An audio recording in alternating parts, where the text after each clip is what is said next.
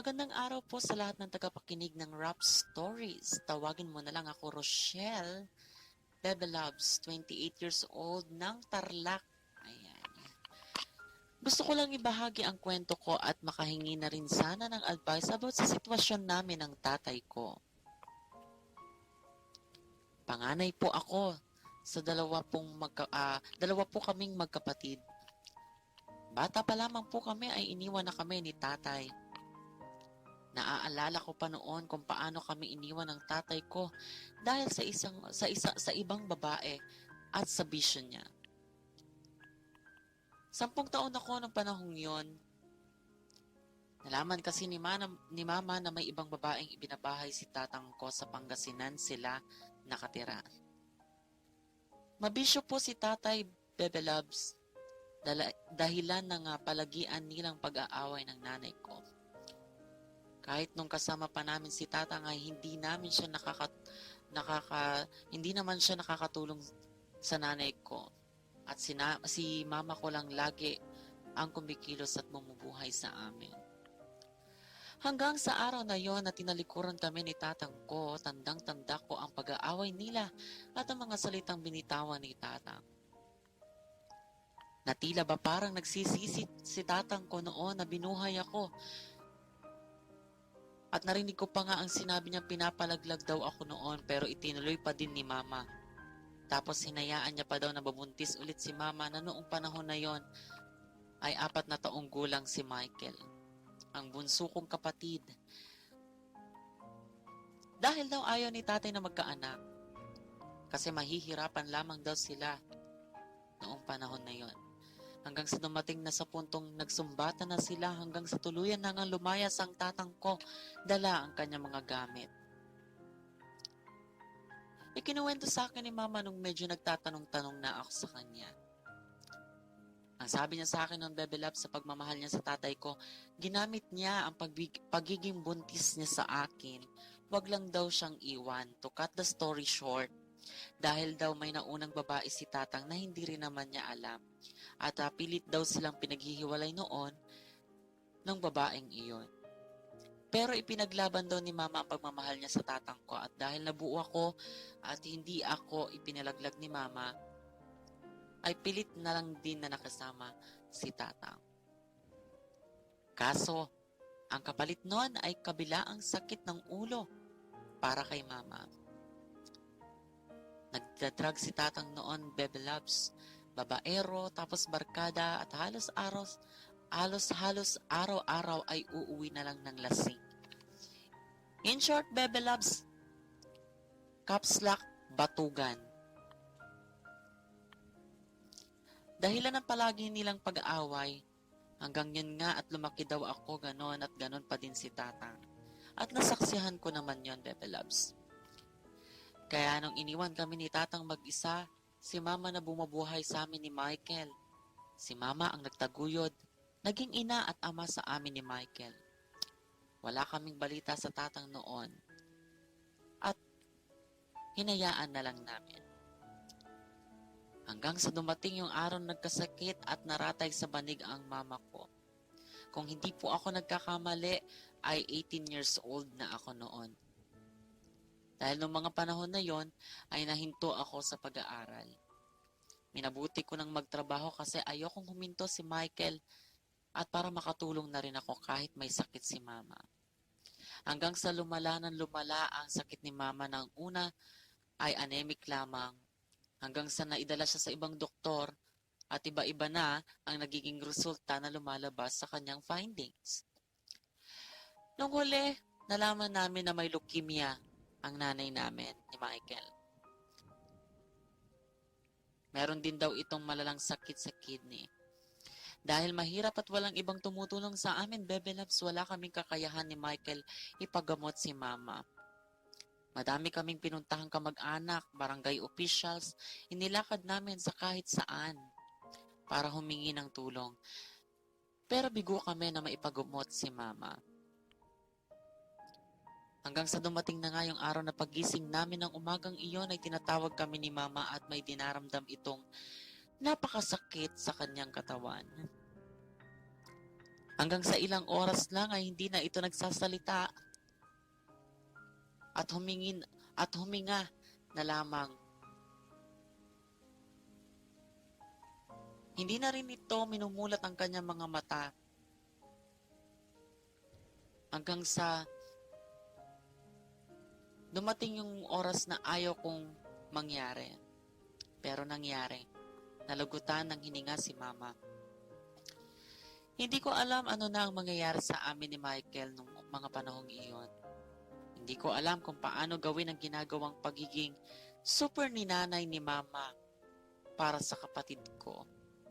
Ang nasa isip ko noong mga panahong iyon ay wala na kaming magulang.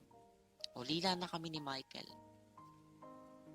Binenta namin ni Michael ang bahay na tinitirahan namin noon para may maipambayad kami sa mga utang na naipampagamot kay Mama.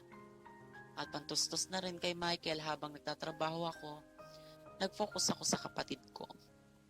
Sobrang mahirap ang maging kapatid at super nanay na akala ko noon ay okay lang at madali lang sa nakikita ko kay Mama.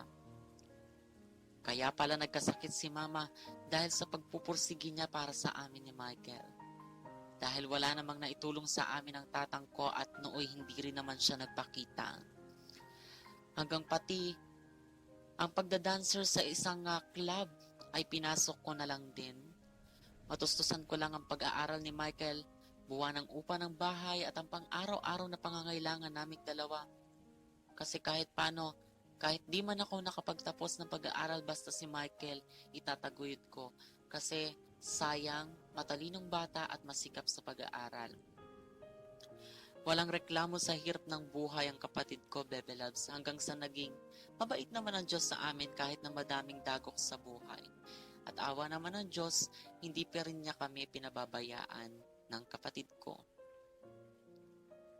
Nito lang mga January ng taong ito, nagulat ako, Bebe Loves, na isang kamag-anak ang kumatok sa inuupahan naming bahay ni Michael.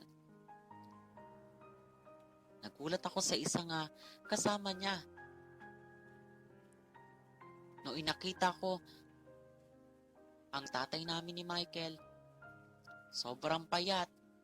Ang dating matipuno at gwapong itsura ng tatay ko nooy napalitan ng sobrang kapayatan na hindi ko mawari na para bang matandang ermitanyo na napabayaan ang sarili. Yan pala'y kalalabas lang nito sa kulungan. Sapagkat nakasaksak daw pala ito noon ng isang kabarkada niya, dahilan kung bakit ito ipinakulong nila. At ngayon nakalaya na siya, Bebe Loves. Dahil ayaw na daw siyang tanggapin ang dati niyang kinakasama, itinakwil din siya ng isa niyang anak sa Pangasinan. Kung kaya nagbakasakali raw siya na hanapin kami ni Michael. At yun nga sinabi niya sa amin, na hindi na daw niya kami iiwanan at humihingi siya ng sorry sa pag-iwan niya sa amin. Ewan ko ba, Bebe Loves, ganun na lang ba kadali iyon? Hindi ko alam paano ang magiging reaction ko. Ang naiisip ko lang, isa siyang walang kwentang ama. Pagkatapos ng halos 18 taon, mula nung iniwan niya kami, ngayon ay babalik-balik siya dahil lang hindi na siya kayang tanggapin ng dati niyang pamilya. Wala siya nung mga panahong kailangan namin ng haligi ng tahanan. Ng mga panahong kailangan namin ng proteksyon at pagmamahal ng isang ama. Wala siya nung kailangan namin ng gabay. Wala siya nung mga panahong naghihikahos sa sakit si Mama. At kahit si Michael ay hindi masyadong nag-i-stay ngayon sa bahay. At may hinanakit na rin sa akin dahil kung bakit ko daw tinanggap ang tatang. Hindi alam ni Michael na kung ano yung galit na nararamdaman niya ay yun din ang galit ko. At Bebe Loves, walang araw simula nang dumating siya ay puro galit ang nasa dibdib ko, puro hinanakit. Sa tuwing nakikita ko siya, gusto ko sabihin sana na umalis na siya sa amin dahil sanay naman kaming wala siya. Itunuring na nga namin ni Michael na patay na ang tatay namin.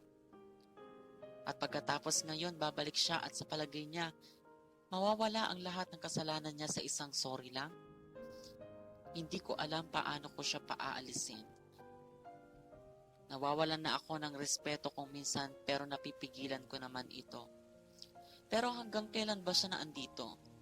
Hanggang saan ba ang kakapalan ng mukha niya?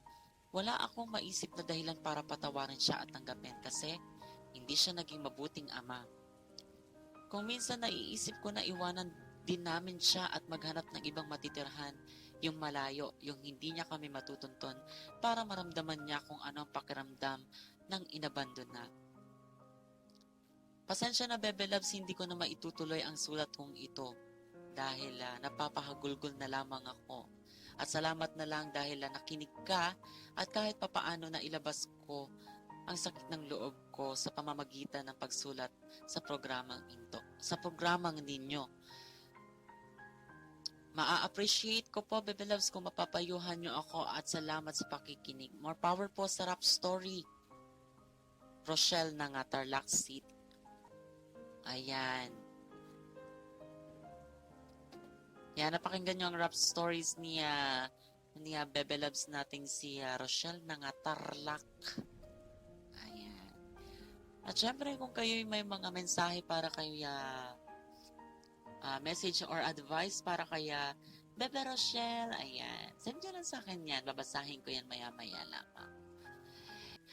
Okay, at inyong napakinggan ang rap story ni Rochelle kanina. Oo, Rochelle at kaya Michael at sa girlfriend ni Michael na si Linlin at saka sa best friend ni Rochelle na kasama nila ngayon, si Joy Ann. Hello sa inyo dyan sa mga taga-Tarlac. Ayan. And pasensya na kaya Rochelle ha. Oo, madami akong na-revise sa story mo kasi kasi maraming bad words eh, oo. Tinanggal ko lang yung mga mura. Oo. Kasi bawal sa radyo. Oo. Ang pwede lang sa radyo yung yung Torjak. Oo. At saka yung yung Tokhang. Yun lang ang pwede sa radyo ni DJ Bebel. Oo. Ayan.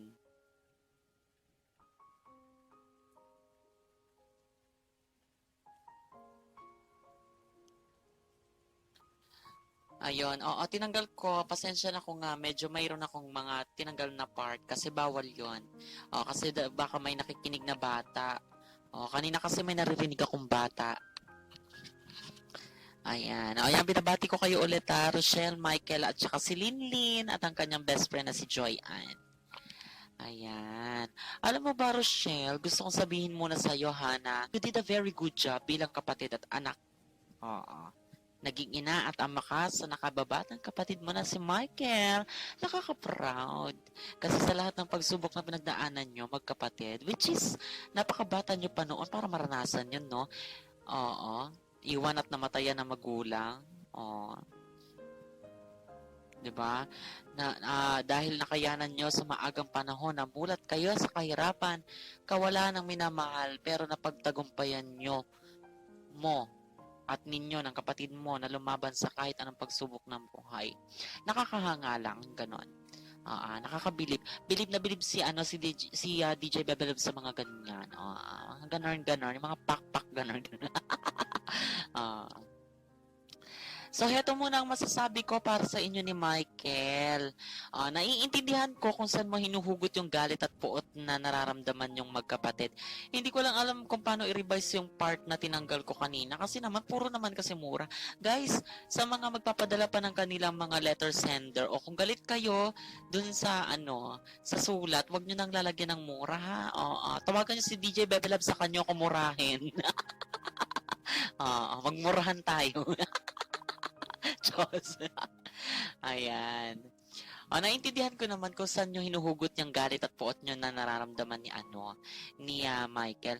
Pero ang tanong ko lang, kung ba mangangako ang tatay nyo na hindi na kayo iiwan at magbabagong buhay siya at mamahalin niya kayong magkapatid ulit, kumbaga, magpapakatatay na siya para sa inyo, babawi siya, iiwan niya yung bisyong sumira sa pamilya nyo, iiwanan niya yung dating pagiging irresponsable niya. Papayag ba kayong tanggapin siya ulit at patawarin? Oo. Papayag ba kayo? Natanggapin siya ulit at patawarin. Kasi feeling ko yun ang gusto nyong marinig sa kanya. Hindi yung sorry lang. Feeling ko yun yung gusto nyong marinig mula kay tatay nyo na mangako siya kasi palagay ko naman hindi ka naman ganun kagalit as in yung galit na galit. Kasi kung talagang ayaw nyo na makasama ang tatay nyo, ah, paano ba? Ipagtatabuyan nyo yan eh. Una pa lang. Oo, una pa lang na pagkikita nyo, naku, puro na kayo sumbatan. Oo, yung nagrambulan na kayo ng maanghang na salita. Pero hindi eh. Kahit na galit ang naramdaman nyo, andun pa din yung puso nyo. Andun pa din yung respeto nyo na kahit paano tinanggap nyo siya na ngayon nga ay kasulukuyang kasama nyo ang tatay nyo. And dahil doon hindi nyo namamalayan, binigyan nyo din siya ng pagkakataon na bumawi. Hindi ko pinagtatanggol si tatay ha. Oo, hindi ko pinagtatanggol si tatay nyo kasi hindi nga naman siya naging mabuting ama. Kung babalikan ko ang sulat mo at babasahin ko sa part na ano na naging masamang ama at asawa siya noon sa mama nyo at sa inyo. Sorry, medyo naiiyak ako. Oo. Naluha ako kanina, isang patak ulit. Oo. Hindi, medyo naiiyak lang ako na nakakalungkot kasi yung sitwasyon nyo nga naman noon kung iisipin. Oo. Hindi ko alam kasi ano ba yung maipapayo o hanggang saan ba aabot yung kakayahan kung mabigyan kayo ng maayos na payo. Hindi ko alam eh. Yun bang anak na inabandona ng ama na hindi nakatikim ni minsan ng pagmamahal at pag-aaruga sa halip iniwan ng mahabang panahon tapos ngayon babalik dahil hindi na siya tanggap ng mundo? O yung ama na nangangailangan ngayon ng pagmamahal at pag-aaruga ng anak kasi yun lang ang inaasahan niya makakaramay niya habang konti na lang din naman ang panahon niya sa mundo dahil matanda na siya. Hindi ko alam. Siguro kailangan nyo ng heart to heart talk ng tatay ninyo.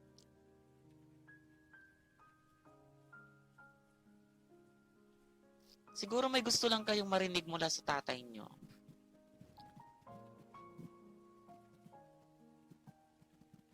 Siguro, kailangan nyo marinig mula sa kanya yung kung ano ba yung sagot bakit niya nagawa sa inyo yung iwan kayo at hayaan kayo ng mama nyo. Siguro kailangan nyo rin marinig sa tatay nyo na magbabago na siya. Babawi siya sa mga nagawa niyang kasalanan o babawi siya sa pagkukulang niya. Hindi ko alam. Pero feeling ko yun ang gusto nyong marinig sa kanya. At yun nga ang katanungan ko kung ba maririnig nyo yon, bibigyan nyo ba siya ng pagkakataon? Kasi kung hindi nyo rin naman siya patatawarin kahit ilang sulat pa ang isend nyo sa maraming radio station sa Pilipinas kung sarado ang puso nyo sa pagpapatawad sa isang taong naging dahilan kung bakit ang tatag nyo sa mundo at dahilan din na kung bakit kayo nabubuhay dito sa mundo, wala rin. Habang buhay kayong nakakulong sa hinanakit nyo. Kasi, alam mo Rochelle, ito nga sinulat mo sa akin, tagal na nito eh. 18 years ago na din. Lumipas na ito, sobrang tagal nang nangyari. Kung iiwan nyo ba ang tatay nyo gaya ng pag-abandonan niya sa inyo noon, mapapalitan ba yan ng lubos na kasiyahan? Ang sagot dyan, hindi. Bakit kamo? Nung iniwan niya ba kayo, sumaya ba kayo? So yung kalungkutan na ramdaman nyo noon, hinanakit pagkukulang. Baka yan ang purpose niya kung bakit siya bumalik. Baka siguro kasi may plano yung tatay nyo na ayusin yung nadurog yung nadurog yung puso, yung damdamin.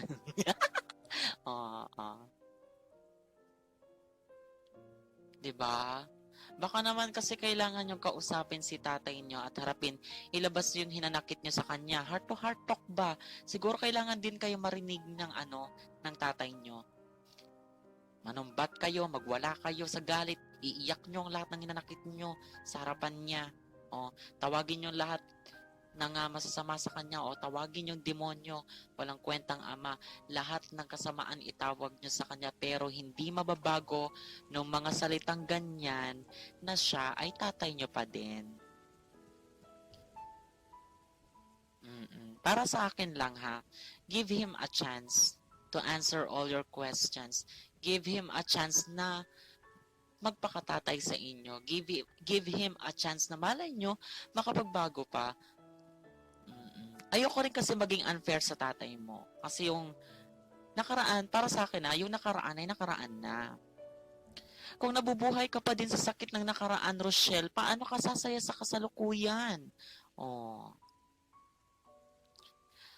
Anyway, Rochelle, all I want to say is sana mahanap nyo sa puso nyo ni Michael. Sana mahanap nyo sa puso nyo ang lugar ng pagpapatawad. Bilang daan upang mabigyan nyo ng chance ang tatay nyo na makapagbago at makapagsimula ulit. Kasi pag balik ta rin man natin ang mundo, tatay nyo pa din yan. Tatay nyo pa din siya. Oh. And nobody's perfect in this world. Oh, English na naman yun, ha? At lahat ng tao sa mundo na nagkakamali ay may karapatan at pag-asang magbago habang nabubuhay. So, bigyan nyo ang mga sarili nyo ng pagkakataon na malasap ang pagmamahal ng isang ama. Oo, na hindi naranasan ng lahat ng anak na andito sa mundo. Oo. Bigyan nyo siya ng pagkakataong makaramdam ng pagmamahal mula sa inyong mga anak niya. Nang ma-realize naman niya na nagkamali din siya noon. Na gusto kanyang, kung natatandaan mo, na gusto kanyang ipalaglag sa sinapupunan ng nanay niyo. Oh. Baka isang araw masabi na lang niya na ang sarap pala ng may anak. At kayo din, masabi niyo ang sarap pala ng may ama. Oh. Mararamdaman nyo yung ganong pakiramdam kapag nahanap nyo na sa puso nyo ang pagpapatawad at paglimot sa nakaraan. O huwag kayo mabubuhay sa nakaraan. Ako. Harapin ng walang anong hinanakit ang kasalukuyan, magkapatawaran na kayo. Ang tagal na nun. It's been 18 years. 18 years ba tama? Oo, 18 years. Diba? Pero kayo pa din ang magdedesisyon, Rochelle and Michael. Matanda na kayo. Pero pagkakataon nyo na yan, habang andyan ang tatay nyo, maikli lang ang buhay sa mundo. Oh, ngayon kung hahayaan yung nabubuhay kayo sa nakaraan, choice nyo na yun. Choice niyo yung maghinanakit habang buhay kayong miserable.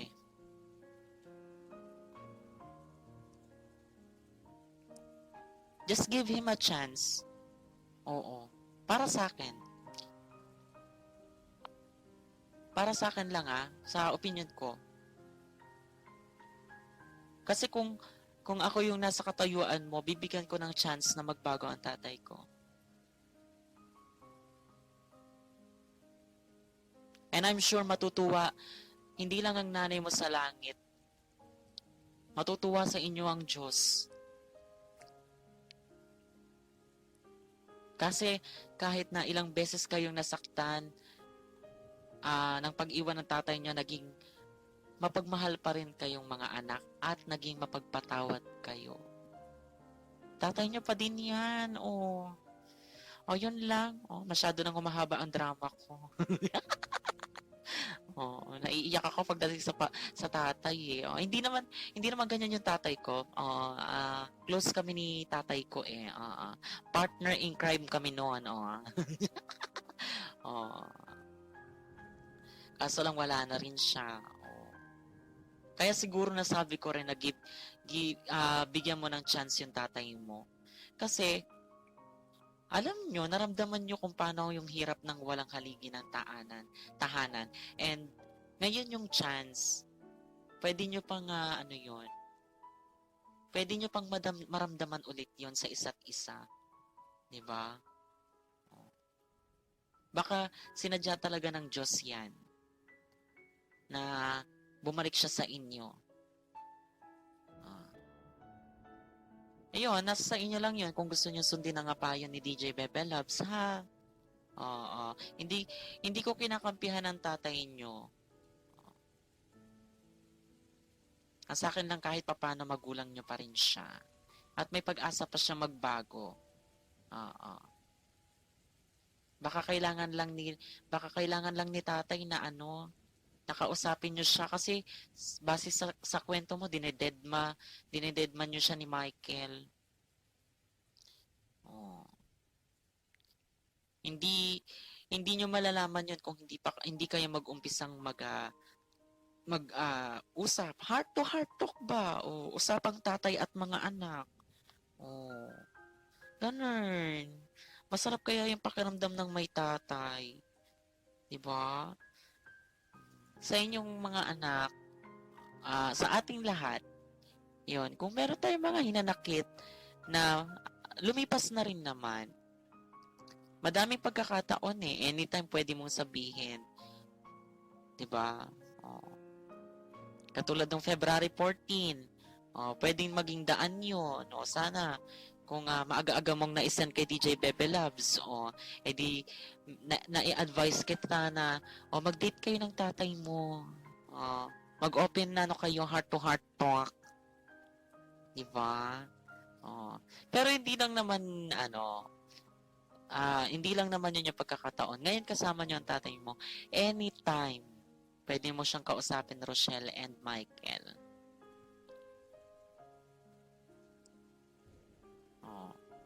Mahirap kaya mawala ng magulang. At saka siguro, way na rin niya ni God, no? Yung kinuha niya lang nanay niyo, pero binalik niya yung tatay niyo. Siguro hinugasan ni God yung puso ng tatay niyo para bumalik sa inyo at humingi ng tawad. So, love advice coming from DJ Bebe Bear. Rochelle. Nasaan na ba si Rochelle?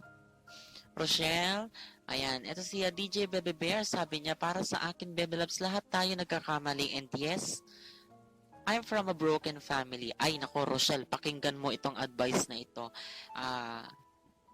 Kung ikaw, nawalan ka ng tatay, si DJ Bebe Bear is kabaliktaran. Nanay naman niya, pero nabanggit niya na kasi dito nung nakaraan yung story niya Oo. So kung may pinaguhugutan ka man ngayon, mas may pinaguhugutan to. Eto, hindi talaga nagbalik yung kanyang mudra bells. Talagang chinismis ko talaga si no? Talagang chinismis ko si DJ Bebe Bear. Ayan. Sabi ni DJ Bebe Bear, para sa akin, Bebe Loves, lahat tayo nagkakamali. And yes, I am from a broken family. Baliktad lang tayo ng sitwasyon, sender. Patawarin niyo muna ang sarili niyo bago kayo makapagpatawad sa iba. Kung magpapatali kayo sa nakaraan, hindi kayo makakapag-move on forward sa mga nais ninyo. Kasi kung buhay pa ang mama mo, malamang masaya 'yun. Kung nakikita niya kayo na ngayon na ganyan at napatawad ninyo ang tatay niyo, ay magiging masaya siya. Alam ko mahirap ang dinanas niyo, pero aminin niyo sa sarili niyo na hindi kayo napunta sa ganyang sitwasyon kung di dahil sa ama nyo. Kung ang Diyos nga nakakapagpatawad, why not us? Na tao lang. Forget the past that makes you cry and focus the present that completes your smile. Ang taong matatapang ay ang taong marunong magpatawad. Yan ang sabi niya, DJ Bebe Bear. Ayan narinig mo, Rochelle, ang sinabi ni DJ Bebe Bear. Ang taong matatapang ay ang taong marunong magpatawad. Past is past. Forget the past that makes you cry.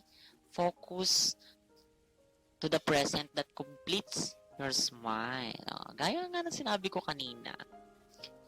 Isa lang ang sagot dyan. Magkapatawaran na kayo. Tagal-tagal na Hindi. Joke lang i-apply mo yun sa sarili mo, Rochelle, tsaka Michael. Stop the hinanakit na. Bagong taon na. Magbagong buhay na. Duterte na nga daw Sabihin niyo sa tatay niyo, Duterte na. Pag hindi pa siya magbago, i-oplantokhang na yan kamo. Love you, Bebe Loves, ang sabi ni DJ Bear. I love you to DJ Bebe Bear. Ayan. Hi. sana yun lang ang tanging hiling ko sa inyo at ng mga ka-rappers sa inyo. Magkapatawaran na kayo. Mukha na mga handa ng magbalik loob si tatay mo, Rochelle. And thank you so much for listening to Rap Radio at napakinggan nyo nga ang rap stories ng ating Bebe Loves na si Rochelle. At kung kayo mayroong letter at gusto nyong ipadala kay DJ Bebe Loves, ayan, or kay DJ Bebe Bear rather, ayan, mag-send lang kayo ng inyong letter sa ating radyo natin Pinoy at gmail.com or djbebeloves.gmail.com.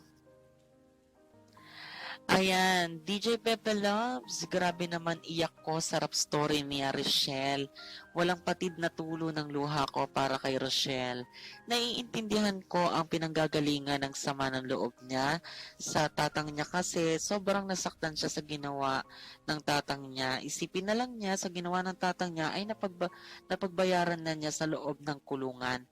At tao lang tayo, nagkakamali ang Diyos nakakapagpatawad kaya dalangin ko para kay Rochelle na sana darating yung tamang panahon na mapatawad niya ang tatang niya. Hirap Bebe Loves kasi nagsusulat ako, grabe naman patak ng luha ko. Isasama ko sila sa prayers ko Bebe Loves, wish them happiness. One more thing Bebe Loves, sa pagbabalik ni tatang niya yon ang pagpapatunay din na mahal niya silang magkakapatid.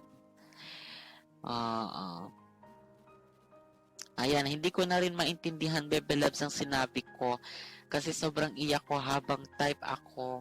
Okay lang ba Bebe Loves na RS ako?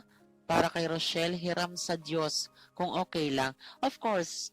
Sige, ipi-play natin yan. Pagkatapos ko magsalita, Bebe Rose ng Japan. Ayan. Habang nag-aantay ako ng susunod na DJ, kung sino man yun i-announce ko mamaya. Ayan.